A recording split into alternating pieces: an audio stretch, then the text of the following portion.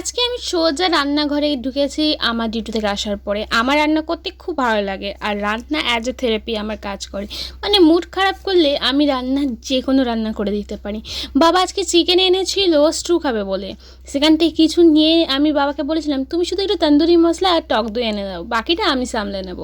আর যেই বলার সেই কাজ, বাবা এনে দিয়েছিল তন্দুরি মশলা আর সঙ্গে ছিল টক দই।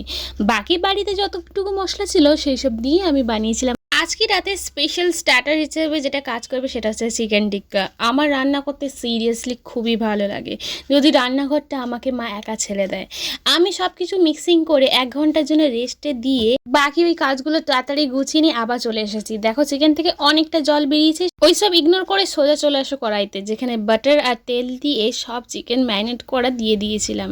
এবার আর কি আরামসে থাকতে বসতে ফ্রাই করো আর দেখবে রেডি হয়ে যাবে তোমার চিকেন টিক্কা। প্রথমে মনে হবে কড়াই লেগে যাচ্ছে, পুড়ে যাচ্ছে, ডোন্ট ওয়ারি, চিকেন টিক্কা মানে একটু এরকমই দেখতে হবে। আর খেতে জাস্ট দুর্দান্ত হয়েছিল। সব থেকে বড় কথা হচ্ছে যে আমি যে একটু প্লেটিং করব তার জন্য কিন্তু আমার মা আমাকে প্লেট বের করে দেবে না, অনলি ফর গেস্ট কিন্তু। তাই বাড়িতে যা আছে সেই জুগাড়ি পদ্ধতিতে আজকের মতো চিকেন টিক্কা বানালাম।